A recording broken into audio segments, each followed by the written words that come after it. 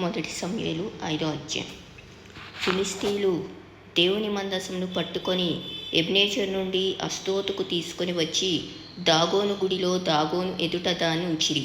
అయితే మర్నాడు అస్తోతు వారు ప్రాతకాలమందు లేవగా, ఇదిగో దాగోను యెహోవా మందసము ఎదుట నేలను బోర్లాపడి ఉండెను.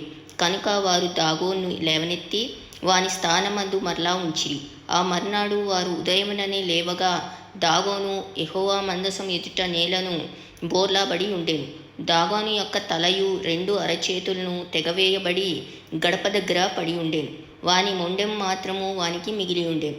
కాబట్టి దాగోను యాజకులేమి, దాగోను గుడికి వచ్చు వారేమి నేటి వరకు ఎవరునూ అష్టోతులో దాగోను యొక్క గుడి గడపను త్రొక్కుటలేదు.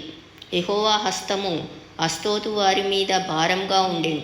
అస్తోతు వారిని దాని సరిహద్దులలోనున్నవారిని ఆయన గడ్డల రోగముతో మొత్తి వారిని హతము చేయగా, అస్తోతు వారు సంభవించిన దాన్ని చూచి, ఇశ్రాయేలీయుల దేవుని హస్తము మన మీదను మన దేవతయగు దాగోను మీదను బహుభారంగా ఉన్నదే. ఆయన మందసము మన మధ్య ఉండుటయే దీనికి కారణం గదా. అది ఇక మన మధ్య ఉండకూడదని చెప్పుకొని ఫిలిష్తీయుల సర్దారులందరినీ పిలువనంపించి, ఇశ్రాయేలీయుల దేవుని మందసమును మనము ఏమి చేయుదుమని అడిగిరి.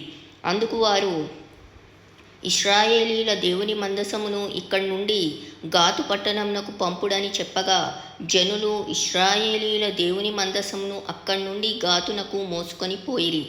అయితే వారు అస్తోతు నుండి గాతునకు దాన్ని మోసుకొని పోయిన తరువాత యెహోవా హస్తము ఆ పట్టణపు పెద్దలకును పిన్నలకును రహస్య స్థానములలో గడ్డలు లేపి వారిని మొత్తి గొప్ప నాశనము చేసెను. వారు దేవుని మందసమును ఎక్రోనునకు పంపివేయగా, దేవుని మందసము ఎక్రోనులోనికి వచ్చినప్పుడు ఎక్రోనీయులు కేకలు వేసి, మనలను మన జనులను చంపివేయవలనని వీరు ఇశ్రాయేలీయుల దేవుని మందసమును మన యొద్ద తీసుకొని వచ్చిరనిరి.